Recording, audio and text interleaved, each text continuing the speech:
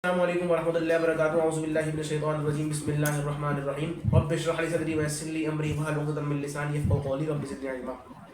आज हम एक नए तरीके से जो है वीडियो बना रहे हैं और उसके अंदर आज हम बात करेंगे म्यूज़िक के ऊपर कि बहुत सारे लोग ये ऐसा कॉन्सेप्ट है उनका, ये है कि भाई म्यूज़िक हलाल है और हराम के ऊपर जो है ना उनकी बहस होती रहती है, डिबेट होती रहती है कि भाई म्यूज़िक हलाल है हराम। तो हमारे साथ आज गूगल मीट पे 3-4 हमारे माशाल्लाह से एक अब्दुल्ला भाई हैं, एक सुहेब भाई और एक अली आबिद भाई हैं मौजूद हैं। तो हम इनसे इनके पॉइंट ऑफ व्यू जानेंगे और इनसे हम राय लेंगे भाई कि म्यूज़िक हलाल है या हराम। तो हम सबसे पहले जो है बात करते हैं। तो अब्दुल्ला भाई, सबसे पहले मैं जो है अपना एक जो मैंने एक चीज़ देखी कि जो जावेद अहमद गामदी साहब के जो फॉलोअर्स हैं ना, उनके नज़दीक वो ये कहते हैं कि म्यूज़िक हलाल है और वो उसमें कुरान की जो आपके पास मैं आयत बता दूँ, सूरह आई थिंक सो आराफ की आयत है, मैं यहाँ दिखा भी देता हूँ। सूरह आराफ की आयत है और वो आयत है आई थिंक सो कुल इन्नमा हर्रम रब्बी फ़वाहिश मा ज़हरा मिन्हा व मा बतन वल इस्मि वल बग़य बिग़ैरिल हक़्क़ि व अन तुशरिकू बिल्लाहि मा लम युनज़्ज़िल बिही सुल्ताना व अन तक़ूलू अलल्लाहि मा ला तअलमून। कि आप फरमा दीजिए कि अलबत्ता मैं रब ने सिर्फ हराम किया है इन तमाम, मैं आपको इसका मफ़हूम बताता हूँ। जी जी जी जी। इसका मफहूम बस ये है कि भाई जो चीज़ें जावेद अहमद गामदी साहब ये कहते हैं, जो चीज़ें खुदा ने यानी कि अल्लाह ने हराम कर दी तो कोई इंसान के ऊपर राय नहीं है या आपकी आवाज़ किसी। रुक गई है। आवाज़ आ रही मेरी? जी जी, आ रही हाँ है। तो आयत सिर्फ, बताएं, आयत में खोल लेता हूँ। जी आयत खोल लें आप, मैं आपको दोबारा बताता हूँ आयत कौन सी है। आप सूरा नंबर 7 निकाल लें, आयत नंबर 33। सूरा नंबर 7 आयत नंबर 33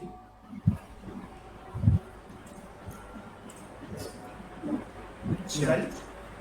जी जी हाँ, तो जावेद अहमद गामदी साहब ये कहते हैं कि जिन चीज़ों को अल्लाह ने हराम कर दिया है या हलाल कर दिया, हलाल करार दे दिया है, तो इसके अलावा इंसान के पास ये राइट नहीं है कि वो उन चीज़ों को हलाल या हराम दे, सिवाय इन चीज़ों के जिसके अंदर हमने आयत के अंदर है कि शिर्क हो गया और वो इस जैसे कोई फहाश बातें हो गई और जो इस आयत के अंदर हमारे सामने मौजूद है। तो इस हवाले से सबसे पहले आप अब्दुल्ला भाई बता दें कि इस्लामिक पॉइंट ऑफ व्यू के नज़र से जो आप क्या समझते हैं कि मुझे हलाल है या हराम, और ये जो इनका ये जो दलील ये जो दे रहे हैं, तो आप इसको कैसे काउंटर नरेटिव कर देंगे, कैसे किस तरह से काउंटर करेंगे आप इसे? अच्छा। जी अब्दुल्ला भाई। तो सबसे इम्पोर्टेंट बात तो यह है, चाहे इस वक्त कोई भी स्कॉलर हो इस्लाम के, उन सब के नज़दीक एक बात पे मुत्तफिक है। अच्छा, मेरी आवाज़ अभी भी ठीक नहीं है? ठीक है। तो मैं ये कह रहा हूँ कि दुनिया में अभी कहीं पे भी कोई भी स्कॉलर, चाहे वो जो इस म्यूजिक को हलाल भी समझते हैं, तो उन सब में एक राय जो सबके नज़दीक ये है कि मुत्तफ़िक़ अलैह है, वो ये है कि चाहे म्यूजिक किसी मतलब वो म्यूजिक को एज मतलब जिसे कहते हैं कतई तौर पर हलाल नहीं कहते, बल्कि वो जो कुछ टाइप्स हैं उस म्यूजिक की, उसको वो हलाल कहते हैं। इस टाइम पे जो करंटली हमारे पास म्यूजिक चल रहा है, जो बॉलीवुड और हॉलीवुड की फिल्मों में चल रहा है, या जो हमारे पास रॉक पॉप जितने भी म्यूजिक्स हैं इस तरीके के, जो कि मतलब साइंस के मुताबिक भी उन फ्रीक्वेंसीज पे बन रहे हैं जो कि इंसान के लिए नुकसान है, उन सब को ये जितने भी स्कॉलर हैं जो इन सब चीज़ों को हलाल कहते हैं, वो भी इन सब चीज़ों को हराम बताते हैं। तो सबसे पहले इम्पोर्टेंट बात ये है समझने की कि जब वो कहते हैं कि म्यूजिक का हलाल होना, तो उसका मतलब उनका ये नहीं होता कि all types of music are हलाल। उसमें जो उसकी जो क्लासिफिकेशन वो करते हैं वो ये है कि ऐसा म्यूजिक जो आपको अल्लाह से दूर करे, वो हला और या हराम है। ठीक है। अब प्रॉब्लम यहाँ आती है, मेरे लिए जो प्रॉब्लम आती है वो यहाँ आती है कि मैं कैसे बाउंड्रीज ड्रॉ करूँ कि भाई क्या, मतलब वो बाउंड्रीज ड्रॉ करनी पड़ती है ना हर इंसान को। अब अगर हर इंसान अपने हिसाब से बाउंड्रीज ड्रॉ करेगा तो उसूल नहीं पता चल सकेगा कि फिर क्या चीज़ सही है क्या चीज़ गलत है। तो पहली चीज़ तो मैं यहाँ से स्टार्ट करना चाह रहा था। उसके बाद आगे फिर आप लोग मैं बहुत सारी अहादीस हैं जो कि इस हवाले से हैं, वो मैंने खोली हुई हैं, अभी वो उनके ऊपर बात करेंगे। उससे पहले मैं ये चाह रहा था इस आयत के ऊपर थोड़ा सा इसके आगे पीछे का कॉन्टेक्स्ट अगर सफान में आप बताते हैं कि इस आयत की वजह से अगर आपको मालूम है कि वो क्यों स्कॉलर जो हैं इस बात को कहते हैं कि मतलब गांधी साहब की बात कर लें तो इस आयत को देख के वो क्यों बोलते हैं कि भाई सिर्फ इसके अलावा जो भी चीज़ें हैं वो हराम है। बिकॉज अगर तो इसमें तो बहुत कम चीज़ें लिखी हुई हैं, क्योंकि बहुत सारी चीज़ें हैं जो कि वैसे ही हराम है, जैसे कुत्ते का गोश्त है, बहुत सारी चीज़ें हैं जो कि वो हराम मानते हैं। तो अगर इस हिसाब से देखा जाए तो बात है ना, वो बेसिकली ये था कि जो मुशरिकीन मक्का थे ना, वो उन्होंने अपने ऊपर बहुत सारी ऐसी चीज़ों को हराम करार दे दिया जिनको अल्लाह ने हराम करार नहीं दिया था। लाइक जैसे कुछ चीज़ें इस्लाम के अंदर भी हराम थी और उनके नज़दीक भी हराम थी, लेकिन कुछ चीज़ें ऐसी थी जो अल्लाह के नज़दीक, इस्लाम के नज़दीक हलाल थी, लेकिन उनको मुशरिकीन मक्का ने उनको हराम करार दिया। तो अल्लाह ने फिर उस पर ये आयत जो है ये फरमाया कि भाई हर वो चीज़ जो है हराम नहीं है सिवाय इन चीज़ों के। सही सही सही सही। अच्छा, अब अच्छा आबिद भाई आप अब्दुल्ला भाई हमारे साथ सुहेब भाई भी मौजूद हैं और अली आबिद भाई भी मौजूद हैं, हम इनसे भी थोड़ी सी राय लेंगे और फिर वही हम मैं 2-3 बोलूँगा। चीज़ें और हैं उनसे भी हम उनकी तरफ भी चलेंगे। तो सुहेब भाई आप बताएं ज़रा इसको किस तरीके से जावेद अहमद गांधी साहब की जिस बात है इसको किस तरीके से हम काउंटर करेंगे। अच्छा, बिस्मिल्लाहिर्रहमानिर्रहीम, अस्सलाम वालेकुम। देखें सफ़ान भाई, मसला ये है कि जैसे अभी ठीक है, बहुत सारे स्कॉलर्स का ये ओपिनियन तो ज़रूर है कि म्यूज़िक इज़ हलाल, लेकिन इसके अंदर बहुत सारी रिस्ट्रिक्शंस पैदा हो जाती हैं कि किस हलाल है। जब किसी कॉमन मैन तक ये बात पहुंचती है ना कि म्यूज़िक हलाल है, तो फिर वो इसकी डेप्थ में नहीं जाता, बल्कि वो इसको एज अ अटर ओपिनियन ले लेता है कि म्यूज़िक हलाल है और हर तरह के म्यूज़िक के अंदर इन्वॉल्व हो जाता है। तो जब कोई स्कॉलर ये ओपिनियन देता भी है ना कि म्यूज़िक हलाल है, तो अब्दुल्ला भाई बिल्कुल सही कह रहे हैं कि इसके अंदर बहुत सारी बाउंड्रीज मौजूद होती हैं, लेकिन एक कॉमन मैन उन सारी बाउंड्रीज को बिल्कुल भी नज़र में नहीं रखता। सिंपली एक ऐसा स्टेटमेंट ले लेता है कि म्यूज़िक हलाल है और फिर उसके बाद हर तरह के म्यूज़िक में इन्वॉल्व हो जाता है। तो अगर तो कोई स्कॉलर ये कहता भी है ना कि म्यूज़िक हलाल है, तो ये एक सिंपल स्टेटमेंट नहीं है, इसके पीछे बहुत ज़्यादा डेप्थ होती है। उस पूरी डेप्थ को वाज़े करना ज़रूरी है और ये डेप्थ वाज़े करने में मैं समझता हूँ कि बहुत कमी है।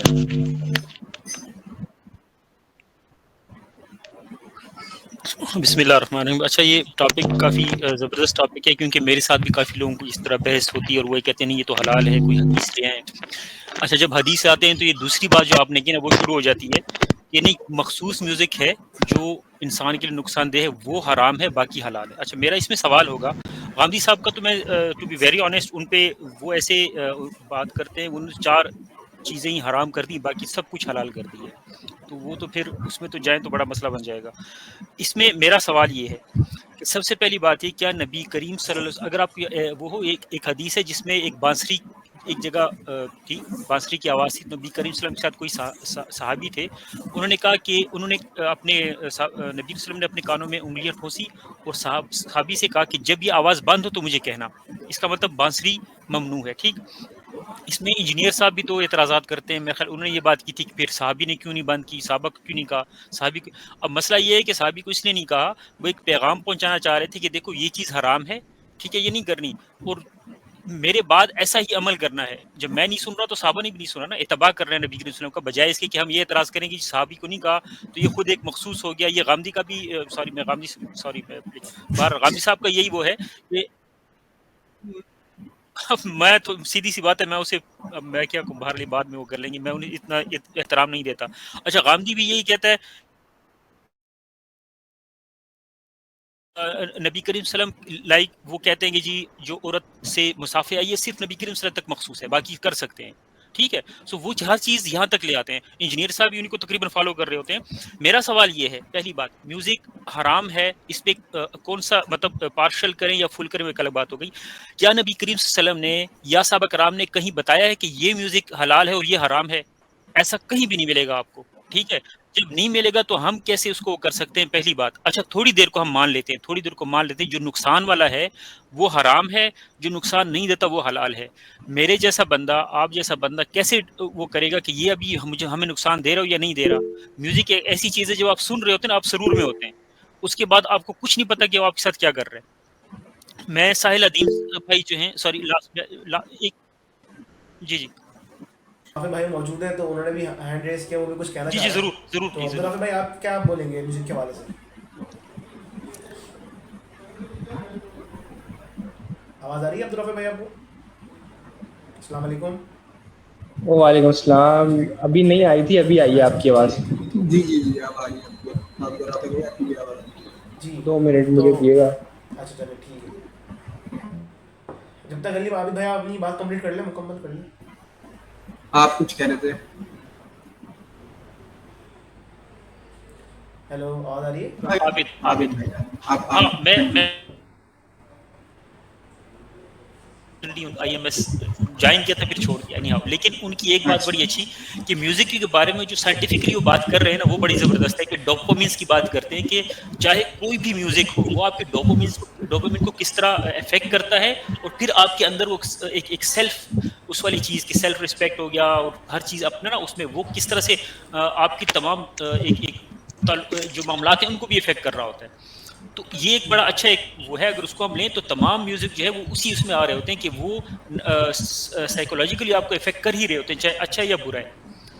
अच्छा, मैं दूसरे इसी से ना जो इंजीनियर अली मिर्ज़ा साहब का जो मौक़िफ़ है, जो उन्होंने तकरीबन मैं समझता हूँ कि उन्होंने म्यूज़िक को हलाल ही करार दे दिया, तो हम यहाँ से अब्दुल राफ़िक भाई की ओपिनियन को लेते हुए चलेंगे। और उन्होंने ये कहा है कि जी अहले सफान हदीस में के आवाज़ कट रही आवाज़ कट रही है मेरी? हाँ वीडियो भी लैग हुई है। अच्छा, आवाज़ हेलो, अस्सलाम वालेकुम, आवाज़ आ रही है? सिग्नल का इशू हो सकता है। जी मेरी आपकी आवाज़ सही सही आ आ रही रही है? है? हाँ, तो मैं ये कह रहा हूँ कि इंजीनियर अली मिर्ज़ा साहब जो हैं, उन्होंने उनका एक क्या बात मौक़िफ़ करना है चाह रहे और थे? उन्होंने बात रखी है कि अहले हदीस के एक बहुत बड़े आलिम हैं, जो कि इब्ने आई थिंक सो इब्ने हज़म उनका नाम है। और उन्होंने अपनी किताब के अंदर जो है वो म्यूज़िक को तकरीबन तकरीबन हलाल करार दे दिया है। और उसकी जो उनकी किताब है अल मुहल्ला के नाम से, उसके अंदर उन्होंने बात लिखी है। ये इंजीनियर अली मिर्ज़ा का एक तरीके से मौक़िफ़ है। और इंजीनियर अली मिर्ज़ा भी ये बात कहते हैं कि भाई जो मौसीकी है वो एक लेवल की जो है, एक फैक्टर की मौसीकी हलाल है। भाई मेरे हिसाब से जैसे अभी अली भाई ने बात की कि भाई हम किस तरीके से इसको जज कर सकते हैं भाई कौन सी हमारे लिए सही है और कौन सी हमारी गलत है। तो इस हवाले से अब्दुल भाई आप किस तरीके से इंजीनियर अली मिर्ज़ा की इस बातों को काउंटर नरेटिव करेंगे?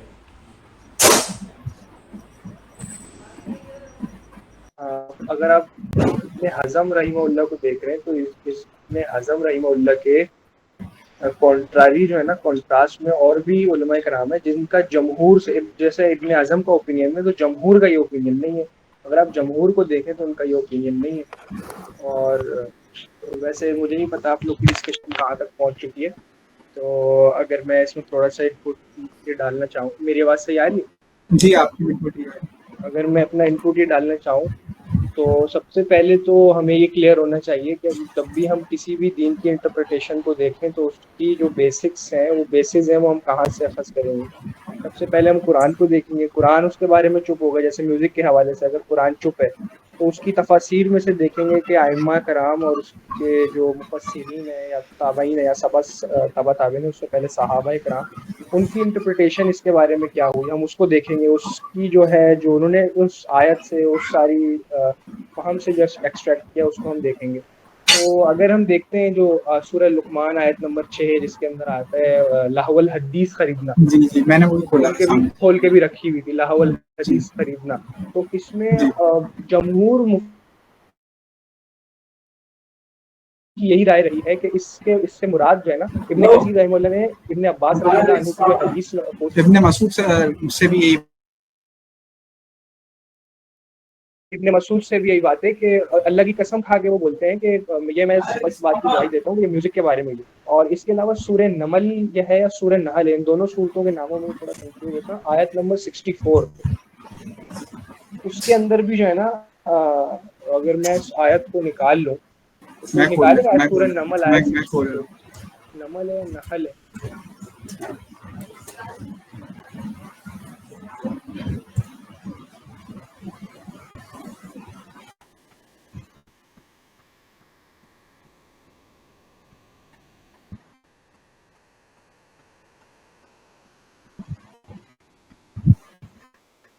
भी देखते हैं, ये नहीं होगी अब्दुल्ला भाई, वो दूसरी होगी, उसको भी देखते हैं।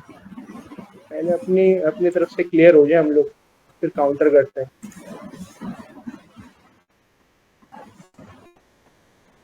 जी जी जी खैर बहरहाल ये भी नहीं है यार, उसमें शैतान के लश्कर का पूरा एक जिक्र है उस आयत के अंदर। सूरह नमल ही होगी मेरा ख्याल है, शैतान के लश्कर का जिक्र है कि उसके अंदर फरमाया गया कि शैतान जो है ना अपनी आवाज से गुमराह करेगा, आवाज से। तो मुफस्सिरीन ने उसके बारे में भी ये राय रखी है कि आवाज से कैसे वो गुमराह करेगा, आवाज से ऐसे गुमराह करेगा या तो ये हो सकता है कि कोई वसवसा डाल रहा हो, आपके जहन के अंदर कोई ऐसा वसवसा आ रहा हो। ये भी एक मुफस्सिरीन की राय है कि भाई जो आपके जहन में वसवसा आता है, जो ख्याल आता है, ये भी शैतान की आवाज़ है। और दूसरी ये राय है कि वो अपनी आवाज़ से इस तरह गुमराह करेगा कि आपको ऐसी आवाज़ों में लगाएगा कि आपका जो दीन से रुझान है वो ख़त्म हो जाएगा। जैसे म्यूज़िक हो गया, जैसे हमें सहाबा के दौर से एक शख्स मिलते हैं नज़र इब्न हारिस, वो ये काम किया करते थे कि जब भी किसी के पास दीन की दावत पहुंचा करती थी, वहाँ पे वो मुगनिया औरतें, जो गाना गाने वाली औरतें होती हैं, वो ले जाया करते थे और फिर वो ले जाया करता था और नाच गाना होता था और औरतों की जो है ना वो महफिल हुआ करती थी। तो और ये construct जो आयत है लहवल हदीस में, ये उसी से मतलब बैकग्राउंड में ये हाँ, वही उसका आयत, बैकग्राउंड उसका यही है, बैकग्राउंड यही उसका पस मंजर जो है ना वो यही है। और जहां तक सही बात रही हलाल म्यूजिक की, हलाल म्यूजिक जो टर्म है ना वो भी सही है, वो इस तरह से सही है। हो सकता है इंजीनियर साहब उसकी इंटरप्रिटेशन थोड़ा सा मुबालगे में कर जाते हो, लेकिन वो हलाल म्यूजिक की इंटरप्रिटेशन इस तरह से सही है। और वो म्यूजिक जायज है जिसके अंदर इंस्ट्रूमेंटल्स नहीं है, गिटार नहीं है, जो इस तरह के जितने भी इंस्ट्रूमेंटल्स हैं, ढोल बाजे धमाके हो गए, वो नहीं है, तो वो म्यूजिक जायज है। इस मतलब आप उसको ये कह सकते हो वोकल्स म्यूजिक है, वोकल म्यूजिक है। अच्छा, वोकल्स इसके अंदर म्यूजिक मैं पे काउंटर आर्गुमेंट देने बैठा हूँ, तो मैं काउंटर आर्गुमेंट दे देता हूँ। आपके सामने खुली हुई है उसका, असल में जो मैंने वेबसाइट खुली हुई है इसमें इस बंदे ने ये प्रूव करने की कोशिश की कि भाई म्यूजिक इज कम्प्लीटली हलाल, ठीक है। आवाज कट रही है हल्की हल्की ना। अच्छा, अभी ठीक है, सही है, अभी ठीक है। सही है। तो मैं ये बोल रहा हूँ, ये जो वेबसाइट मैंने खोली है ना, असल में ये इस बंदे ने 9 पावरफुल प्रूफ दिया अकॉर्डिंग टू हिम कि म्यूजिक इज। फिर आवाज कटना शुरू हो गई, कुछ समझ नहीं मुझे आया। भाई आपका माइक का कोई इशू है, आप माइक मुंह से करीब कर चलो लिया। आप कंटिन्यू करो, कंटिन्यू।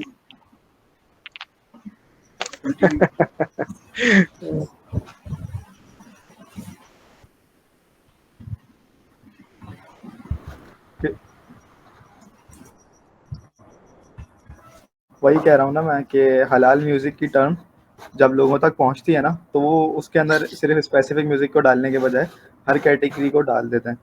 एक बात है, वो ये है कि जो सैटेनिज्म है ना, वो इस बात पर डिपेंड करती है कि किसी आदमी को जब वो गलत चीज़ में लगाए ना, तो वो आदमी को पता हो कि वो गलत चीज़ के अंदर लगा हुआ है। जैसे कि एक एग्जांपल के तौर पे कि जब अपना किसी आदमी को अगर कोई कत्ल कर दे, तो जिसका कत्ल हुआ उस पर कोई गुनाह नहीं है, लेकिन अगर कोई आदमी दूसरे आदमी को खुदकुशी करने पे अनाल है, तो जिसने खुदकुशी करी अब उसके ऊपर गुनाह है। तो सैटेनिज्म का यही है कि वो पहले आपको वो बता देते हैं कि ये जो चीज़ है ना ये गलत है, उसके बाद आपको उसमें एजेंडा नहीं है, हिडन प्रोपेगेंडा नहीं है, बहुत ब्लेटेंटली उसके अंदर उनकी लिरिक्स हो गई, उनका म्यूजिक हो गया। सॉरी जी।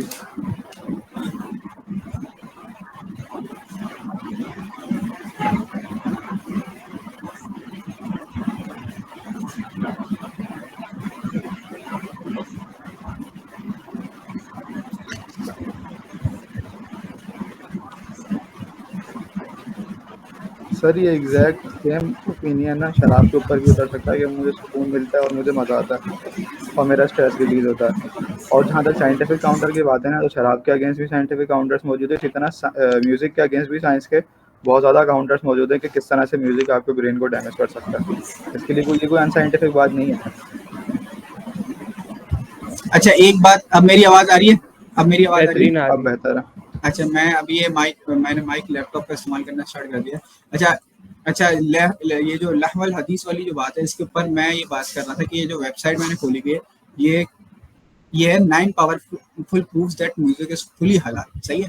तो उसके अंदर ये जो लहवल हदीस वाले आर्गुमेंट है ना, इसका इन्होंने एक तरह से जवाब देने की कोशिश की है कि the interpretation of this verse is different from one scholar to another. But further in Tafsir Ibn Kasir, the above verses from the word lafal hadith was interpreted by Ibn Abbas as singing. अच्छा, अब आगे जरा और से ये पढ़ने वाली बात है. What is meant from this verse is that Allah rebukes those who engage in idle talks as mockery.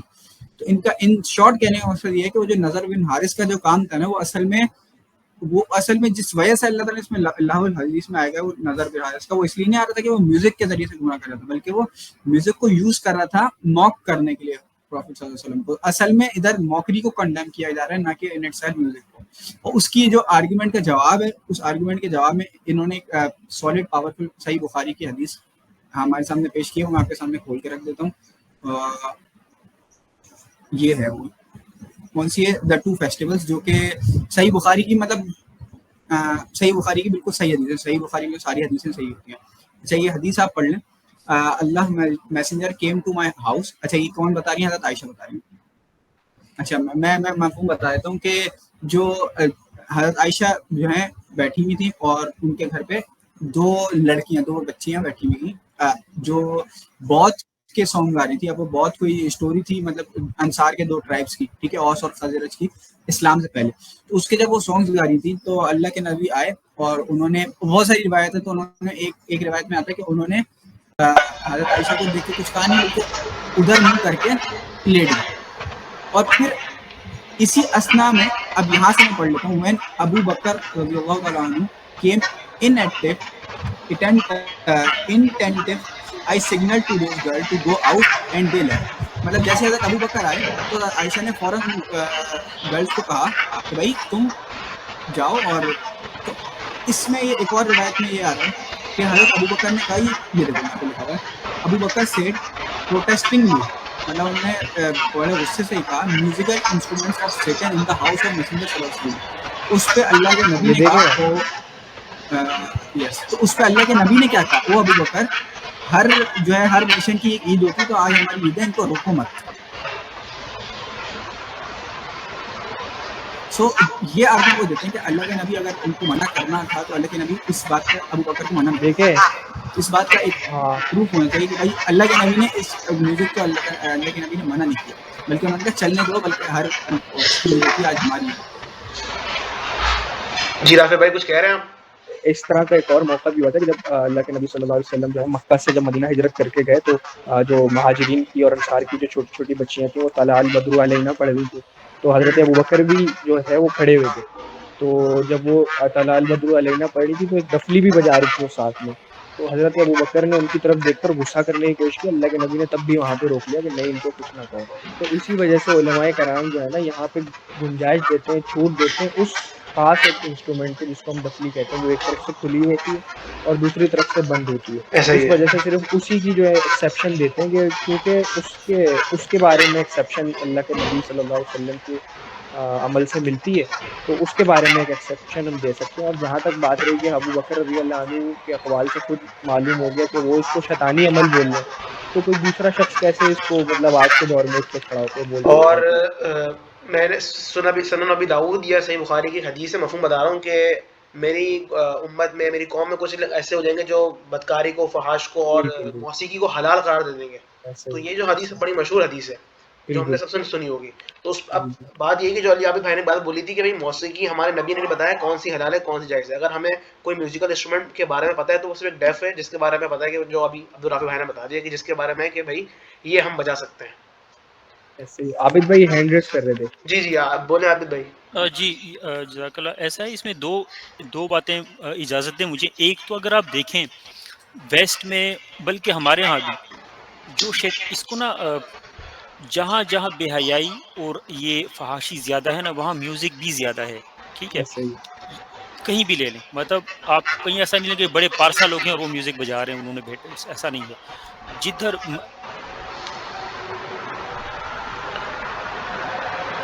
ये मतलब सिर्फ वहीं पे ज़्यादा होते, लोग भी वही आते जो बेहयाई उसमें वो होते, पहली बात। सो इससे ही पता चलता है शैतानी अमल ही है, इसका कोई असर ऐसा कोई अच्छा नहीं आने वाला। अब मैं अपना थोड़ा तजर्बा बता दूं कि इस ज़माने में मैं म्यूज़िक से दबा के सुनता था, इतना कि गाने को 10-15 बार सुना, उसको ज़बानी जब तक याद नहीं मैं छोड़। अच्छा, अब जब मैं पिछले उसमें जाता हूँ, सोचता हूँ ना, लिटरली मैं बता रहा हूँ, मुझे थोड़ा सा खौफ आता है। खौफ किस बात का आता है कि चलें, अल्लाह का शुक्र है, अल्लाह ने बचा लिया, निकल गया मुझसे।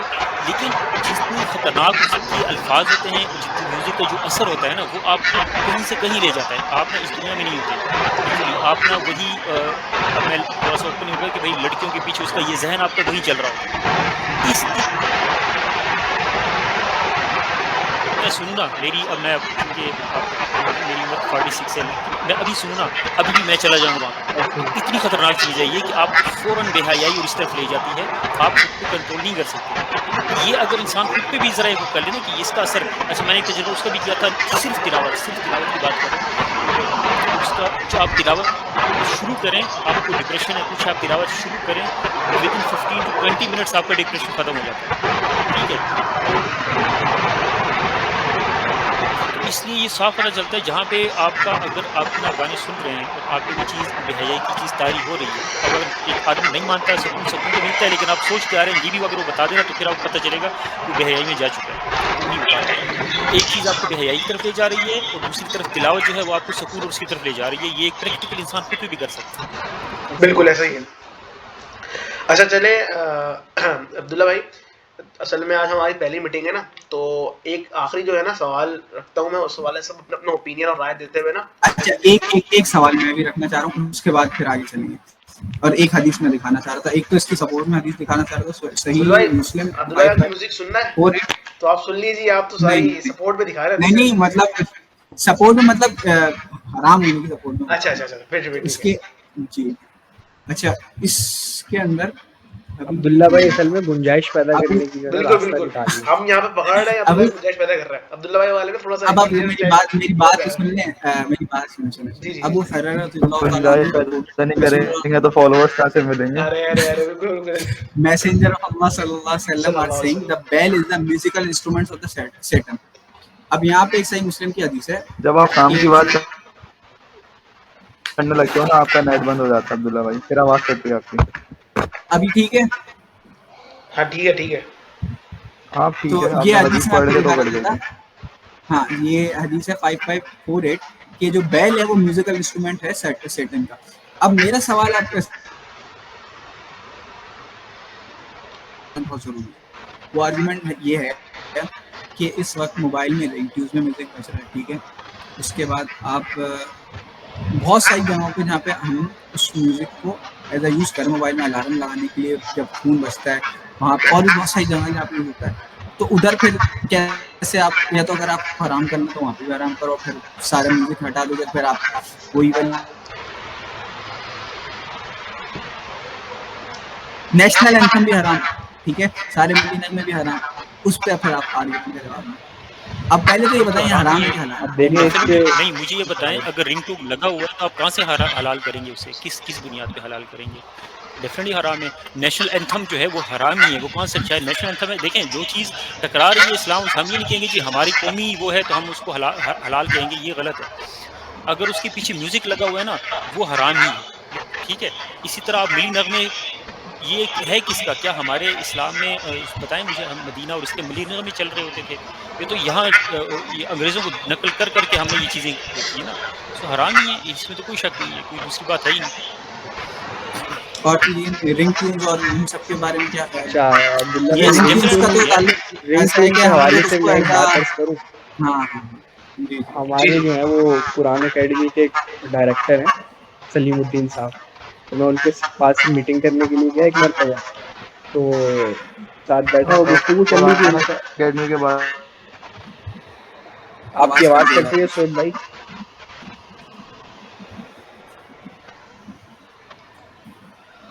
खैर बहरहाल, तो मैं उनसे गुफ्तगू चल रही थी मेरी, तो उनका ना मोबाइल बज गया, और जैसे मोबाइल बजा ना उसमें चूजे की आवाज़ आई, चू चू चू चू चू। मैंने बोला सर आपको, जब उन्होंने कॉल पे बात कर ली, मैंने उनसे बोला सर आपको चीज़ों से बहुत मोहब्बत है या क्या सिलसिला है? कहने लगे बेटा म्यूजिक बजता है ना, म्यूजिक से बेहतर तो ये आवाज़ है, चू चू बज रहा है इससे अच्छा। मैंने बोला यार ये तो बहुत अच्छी बात है।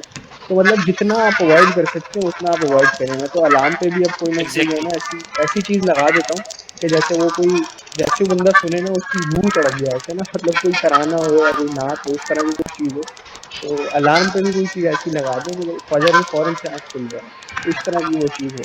जितना अवॉइड कर सकते हैं अवॉइड करें। इससे मुझे एक बात याद आ गई, टॉपिक से थोड़ा हटकर है, लेकिन इससे अभी आपने कहा फजर में आँख खुल जाए, तो अभी एक बड़ा वो चल रहा था क्लिफ्टन डिफेंस के अंदर कि वो अजान पे जो है अजान के मामले में कुत्ता जाग रहा था, तो अजान जो है मस्जिद में बंद करवा दी थी। तो उस पर वहाँ के मस्जिद के एक साथी ने कहा कि भाई ये चीज़ समझ नहीं आ रही कि उस अजान से कुत्ता भी उठ रहा है लेकिन इंसान नहीं उठ रहा है, इंसान नहीं उठ रहा। बस एक बात थी। अच्छा अब एक सवाल है, मतलब आखिरी के, भाई आप सबकी नज़र में चारों पांचों, हम 5 बंदे, पांचों की नज़र में सबसे सारी भाई चलेंगे, अब्दुल्ला भाई, सुहेब भाई और अब्दुल राफे, शॉर्ट बिल्कुल, कि म्यूजिक हलाल या हराम? हराम। हराम। माशाल्लाह बहुत अच्छा सवाल पूछा आपने, मैं अपनी बारी का इंतजार करता हूँ। आप पहले अब्दुल्ला भाई से ले लो ठीक, opinion। अब्दुल्ला भाई आप इन शॉर्ट बताइएगा, ठीक है? माशाल्लाह से आप आपको है तो थोड़ा शॉर्ट करके बताइएगा। साहिल अलीम के आप फैन मैं थोड़ा छोटा करके। मैं फैन नहीं भी फैन मैन नहीं हूँ मैं। सिंपल बात है कि म्यूजिकल इंस्ट्रूमेंट्स आर हराम एंड विदाउट इट इट्स हलाल अकॉर्डिंग टू। ठीक है जी सुहेब भाई। अच्छा सफ़ान भाई, मुझे इजाज़त चाहिए होगी क्योंकि मैं छोटा आंसर देना नहीं चाह रहा जी यहाँ पे, तो मुझे आप दे थोड़ा सा दीजिए, टाइम चाहिए आपको होगा। मौका भी कम मिला, आप दे दीजिए। सही है अब्दुल्ला भाई, आपने स्क्रीन शेयर की हुई है ना, मैं आपको एक हदीस बोलता हूँ, आप वो खोलें। मैं चाह रहा हूँ सारे साथी उस हदीस को पढ़ लें। वो जी एक मुत्तफ़क़ुन अलैहि हदीस है, सही मुस्लिम में हदीस नंबर है 1599, सही बुखारी में हदीस नंबर है 52। ठीक है, अब्दुल्ला क्या हुआ? निसार कीजिए जरा। मुस्लिम सही बुखारी, हाँ 1599। 1599 बिल्कुल। या सही बुखारी में 52 है, तो ये मुत्तफ़क़ुन अलैहि हदीस है। अच्छा एक मिनट, सही बुखारी से भी खोल लेता हूँ। क्या है? हाँ इसको पढ़ना जरा, पढ़ें। अच्छा मैं अपने पास से पढ़ रहा हूँ क्योंकि मुझे स्क्रीन क्लियर पे सही नज़र नहीं आ जी रहा। जी जी जी। सही। मैं दायरेक्ट तर्जुमा पढ़ रहा हूँ। The lawful is clear and the unlawful is clear and between them the two of them are doubtful matters about which many people do not know. यहाँ पे कह रहे हैं कि जो हराम है वो भी बिल्कुल वाज़ेह है और जो हलाल है वो भी बिल्कुल वाज़ेह है, और इन दोनों के दरमियान में कुछ ऐसे उमूर हैं जिनके बारे में ज़्यादातर लोग नहीं जानते। सही। अब अगर मैं यहाँ पे म्यूज़िक को बिठाऊँ तो आगे कुछ स्कॉलर्स के नज़दीक हलाल है, कुछ स्कॉलर्स के नज़दीक हराम है, बट हम में से कोई डेफिनेट प्रूफ नहीं मौजूद। सही। वैसे तो है, लेकिन क्योंकि लोग कहते हैं ना कि डिबेटेबल है, तो हम समझ लेते हैं कि ये उन दोनों के दरमियान में लाया कर रहा है। तो अब इसके बारे में हदीस में आगे क्या लिखा हुआ है? हदीस में लिखा हुआ है, he who avoids doubtful matters clear himself and his honour and he who falls into doubtful matters will fall into the unlawful. क्या कह रहे हैं कि जो इन डाउटफुल मैनर्स है, यानी कि जिसके बारे में आपको क्लियर नहीं है, हलाल हराम अपने आप को बचाता है, तो उसने अपने दीन और अपने ऑनर को बचा लिया। और जो इन मैनर्स में जो कि डाउटफुल है पड़ जाता है, उसने अपने आप को और अपने दीन को नहीं बचा पाया। और इसकी मिसाल नबी करीम सल्लल्लाहु अलैहि वसल्लम ने ऐसे दी है कि एक शेफर्ड यानी कि बकरी चराने वाला, वो एक ऐसे एरिया के आसपास बकरी चरा रहा है जो उसका एरिया नहीं है। जैसे होता है ना कि भाई ये इस एरिया से आप घास चरा सकते हो, उसके बाद एक प्राइवेट प्रॉपर्टी स्टार्ट हो गई है। तो अगर आप उस प्रॉपर्टी की बैरियर के बिल्कुल पास बकरी चराओगे तो चांसेस हैं कि आप बकरियां उसके अंदर चले जाएं और आप गुनाह का इर्तिकाब कर बैठो, क्योंकि उस प्रॉपर्टी में से आपको इजाज़त नहीं थी घास चरने की। इसी तरह जो इन डाउटफुल मैनर्स के अंदर पड़ता है ना, तो वो एक बाउंड्री के ऊपर है और बहुत चांसेस हैं कि वो उस बाउंड्री को पार कर जाए और गुनाह का इर्तिकाब कर बैठे। तो ऊपर क्लियर कर दिया है कि जो हराम और हलाल है वो वाज़ेह, और उसके दरमियान के जो मैटर्स हैं उनमें जो पड़ गया उसने अपने दीन को ख़तरे में डाला, और जो बच गया उसने अपने दीन को बचा लिया और अपने ऑनर को बचा लिया। तो मैं म्यूज़िक को अगर हम कैटेगरी में भी फॉल करें तो उससे 100% बचना ही हमारे लिए बेहतर है। बाकी आप सब हदीस का तर्जुमा खुद भी देख सकते बिल्कुल ऐसे ही। जी अब्दुल रफ़ी भाई। आबिद भाई हैंड रेज करेंगे। जी मेरा इसमें ये था, इसको डाउटफुल आपने जो बात की सोहेब भाई ज़बरदस्त की। ऐसा ही है कि इंसान को ना अगर डाउटफुल चीज़ है उससे बचना चाहिए। लेकिन एक बात आपको बता दूं, इसको म्यूजिक की बात कर रहा हूँ। म्यूजिक को कौन डाउटफुल ज्यादातर बना रहे हैं? गामती जैसे लोग जो जो सूद इंजीनियर को भी बिल्कुल, हलाल किए जा रहे हैं। इंजीनियर को ज़रूर हाँ, लगेगा। इंजीनियर भी उन्हीं का वो है ना, जो शागिर्द है ना जी, वो तो हाँ, हाँ। हाँ, तो अब मैं साहिल अदीम भी उन्हीं दोनों को वो कर रहा है। उलमा कराम के अलावा वो जो अच्छे काम करे वो नहीं है, और जो गामदी है और इंजीनियर है वो उनके लिए बड़ा काम कर रहे हैं। अगर आपने उनको देख साहिल अदीम को सुना, आई एम सॉरी अगर कोई यहाँ पे अदीम का वो है नहीं नहीं फॉलोअर ऐसी नहीं। बात नहीं है, ऐसी बात नहीं है, मतलब फैन तो यहाँ पर नहीं है, लेकिन ये है कि चले खैर। मैं नहीं इस पे फिर बात में करते, कोई मसला नहीं। तो मैं ये बात कर रहा हूँ कि म्यूजिक को जो डाउटफुल बना रहे हैं ना, वो वही लोग हैं जो सूद को जिन्होंने हलाल कर दिया, जिन्होंने मुसाफिर को हलाल, इसी किस्म के ज्यादातर लोग हैं। उन्होंने तो तो ये फ्रेंच हमें किस देखना भी हलाल चाहिए। कर दी है ना, वो कौन सी थी सुहेब भाई? अबे भाई फ्लाइंग क्या हो किस, गया? सॉरी सॉरी, अच्छा, फ्लाइंग भाई किस, सफ़ान भाई इसी माजरत डेप्थ में नहीं माजरत, जाना। फ्लाइंग किस फ्लाइंग था? किस, फ्लाइंग किस, फ्लाइंग तो, किस। तो किस्सा जी ये है, आबिद भाई असल म्यूजिक में, हराम ही है। चले आप बोलें। जी म्यूजिक हराम ही है। जो जो हमें यहाँ पे अभी आजकल के नए जो स्कॉलर्स हैं ना, इन्होंने बस इसको शक में डाला। जी मैंने स्टार्ट में ये जी बोला था कि वैसे तो ये हराम है ही, लेकिन क्योंकि हमारे स्कॉलरली ओपिनियन की वजह से सब कंफ्यूज हैं, तो अगर हम इसको डाउटफुल मैनर की कैटेगरी में डाल भी दें ना, तो इस हदीस से हमें फिर भी मालूम हो बिल्कुल जाता है कि सही हमें है, कौन सा तरीका आई इख्तियार एग्री, करना। बिल्कुल सही है। जी इसलिए राफी मैंने ये भाई। हदीस एंड तक बचा के रखी थी। अच्छा, इसके बारे में मैं थोड़ी सी ना अपनी एक राय पेश करूँ। बिल्कुल। मेरी राय नहीं है, मैं ये समझता हूँ कि जैसे मिसाल के तौर पे तुर्की के ऊपर एक बड़ी बेहतरीन मेहनत की गई है, कि जैसे वहाँ पे खिलाफत थी और फिर खिलाफत को ख़त्म करने के बाद जितने भी अकाबरीन थे, खुलफा थे, उनको जो है जिला वतन कर दिया, माल्टा जी भेज दिया, किसी को कहीं भेज दिया। तो उनके ऊपर एक बहुत ज़्यादा ना गहरा इंजेक्शन लगा सेक्युलरिज्म का। तो अब उनकी रूट्स के अंदर वो चीज़ घुसी हुई है। तो अब वो चीज़ जो है ना, हर हर जैसे अब वो दीन को भी सीखेंगे ना, तो उन्हीं चीज़ों के साथ वो सीख रहे हैं। तो अगर हम किसी ऐसे बंदे को देखेंगे जो कि बिल्कुल किसी डिफेंस या या इस तरह के इलाकों से, और वो दीन की तरफ आ ही रहा है और वो म्यूज़िक के साथ फिर भी अटैच है, क्योंकि मैं ऐसे लोगों को जानता हूँ। तो मेरा ये ख्याल है कि उसको थोड़ा-सा हम लेवरेज देंगे, क्योंकि जैसे हम तुर्की के लोगों को थोड़ा-सा लेवरेज देंगे, हम हराम तो इसको समझेंगे लेकिन थोड़ा-सा हम लेवरेज देंगे उनको, क्योंकि उनके ऊपर काफ़ी बड़ी कड़ी मेहनत की गई है इसके ऊपर, तो उनको थोड़ा-सा हम लेवरेज देंगे, उनको थोड़ा-सा आने देंगे, करीब आने देंगे। तो ये मैं समझता हूँ कि थोड़ा-सा उनको लेवरेज इस हिसाब से देना चाहिए कि उनके ऊपर बहुत जो है ना सख्त मेहनत की गई है। तो एप्रिशिएट करना चाहिए अगर वो दीन की तरफ आ रहे हैं, इन चीज़ों के साथ भी आ रहे हैं, तो आहिस्ता-आहिस्ता इंशाअल्लाह चीज़ें क्लियर अच्छा, आउट होंगी। लास्ट चीज सबसे पूछूंगा, पोएट्री जो है वो जायज है, नाजायज है, हलाल है, हराम है, क्या है? ये अच्छा, आपने मैं अच्छा इसके सवाल बारे किया। में जी मैं कर लें अब्दुल राफे भाई, प्लीज बात अच्छा, कर लें। पोएट्री के बारे में तो अल्लाह ने पूरी कुरान में सूरह उतार दी, सूरह शुआरा। उसके अंदर आखिर में अल्लाह ने उनकी शायरों की जो है अच्छा, आखिरी में औसाफ, शोरा, जहां तक मुझे लगता है तो उसे मशवरा नहीं कहते। नहीं शूरा अलग है, शुआरा अलग है, आइन के साथ। अच्छा अच्छा, ठीक है। सूरत शुआरा वो भी एक सूरत है, उसके आखिरी रुकू के अंदर अल्लाह ने सारे औसाफ बताए हुए हैं ठीक है। कि शायर की जो मेन एक नेगेटिव औसाफ में से एक सिर्फ क्वालिटी ये होती है कि अल्लाह बता रहे हैं कि वो जो बोलते हैं वो करते नहीं। अच्छा लेकिन अगर कोई ऐसा शायर हो, ये एक नेचुरल बात हो जाती है शायरों के अंदर, क्योंकि उनको बोलना ज़्यादा आता है, वो बैठ के सोचते ही रहते हैं, तो उनकी प्रैक्टिस जो होती है थोड़ी वो नेचुरली कम हो जाती है।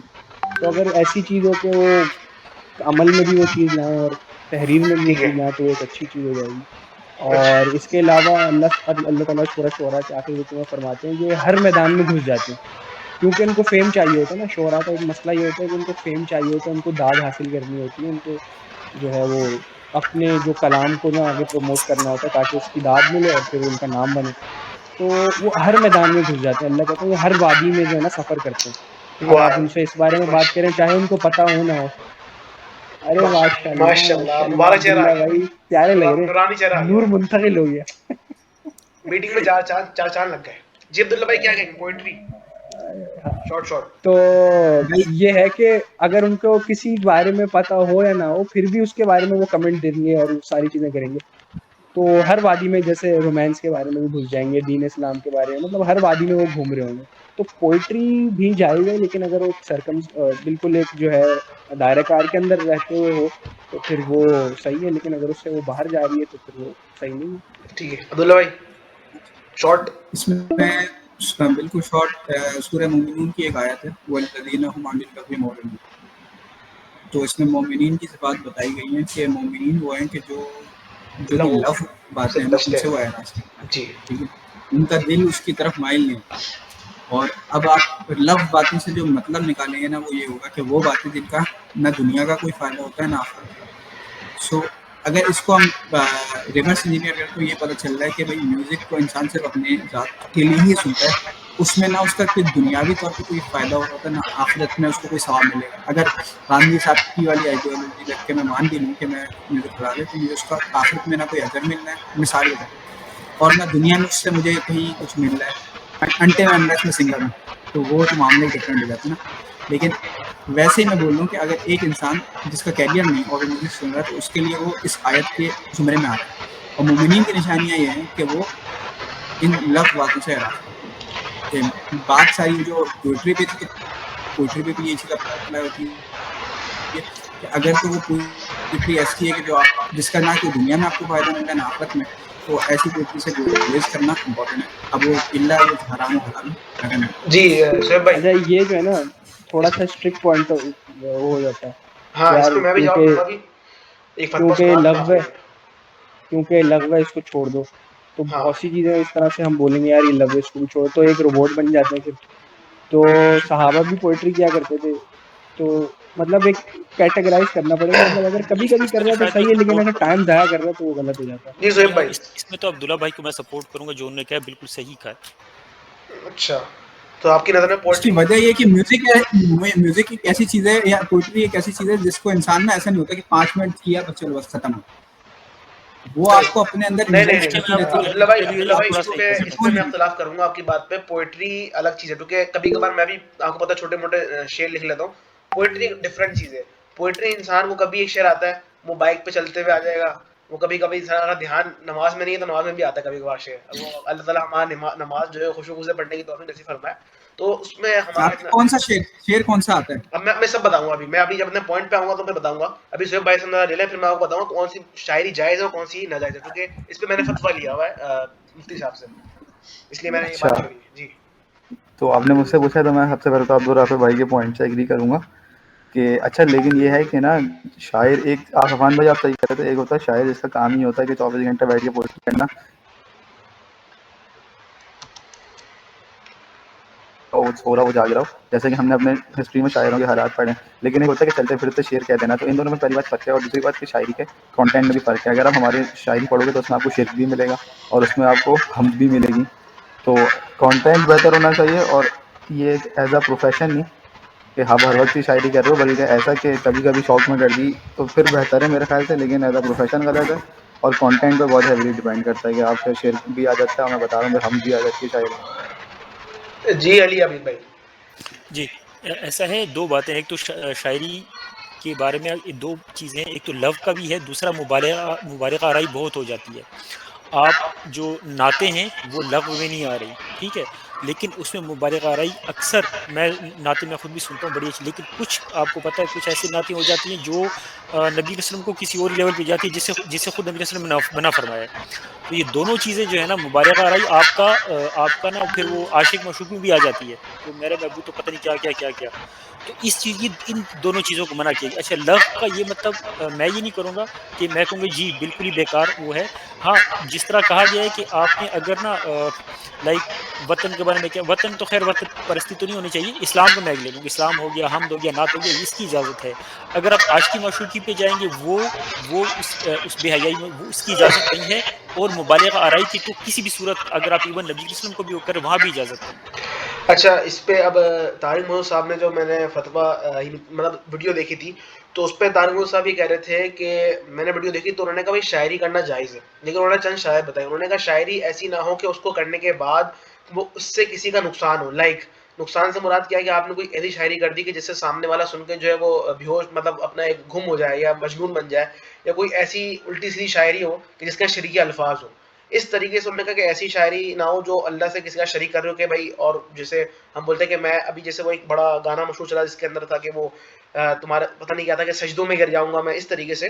तो उन्होंने कहा, तारिक मोहम्मद साहब ने, ये मेरा अपना राय नहीं है, उन्होंने कहा भाई शायरी आप कर सकते हैं, चाहे वो मोहब्बत की हो, किसी भी हो, बस उसमें शिरक ना हो और ऐसी ना हो कि उससे किसी को नुकसान हो।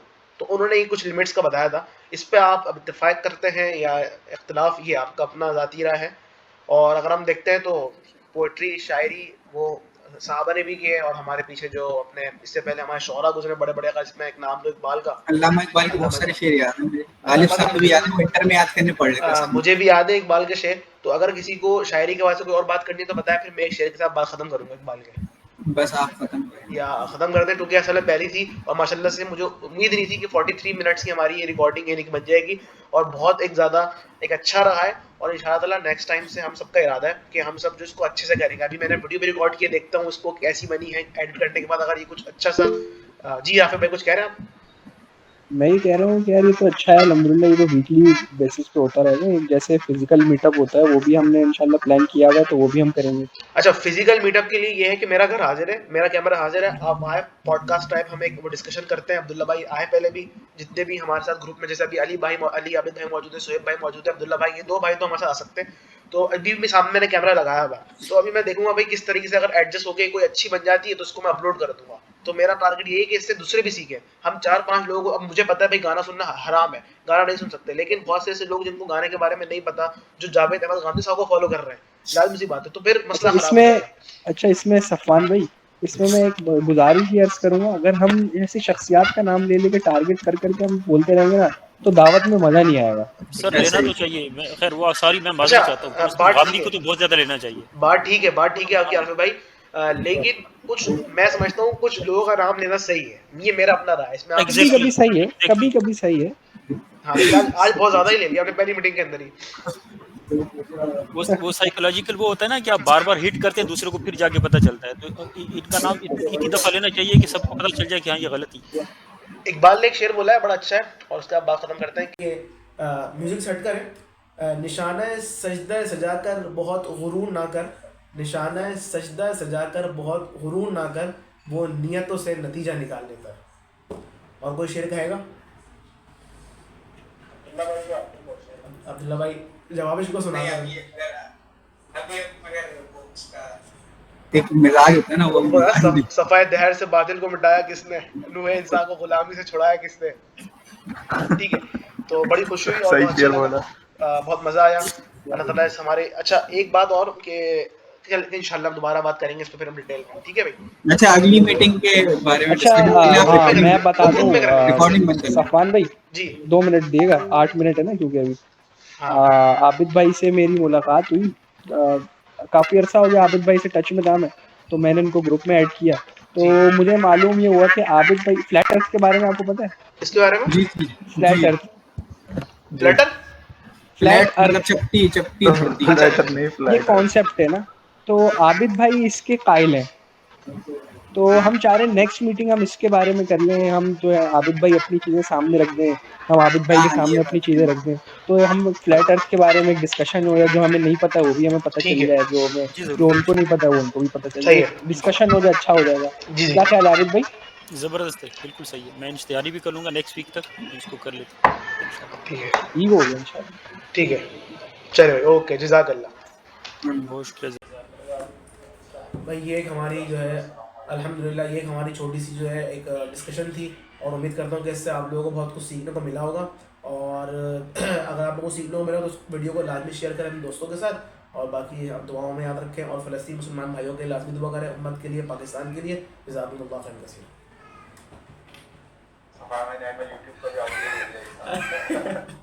सही भाई, अल्लाह हाफ़िज़।